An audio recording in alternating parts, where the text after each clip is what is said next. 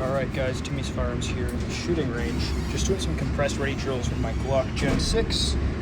Boom, we have a failure to feed. I'm currently shooting some range ammunition, company called RBS. This is 115 grain, full metal jacket, or TMJ rather. Yeah, just wanted to document that really quick.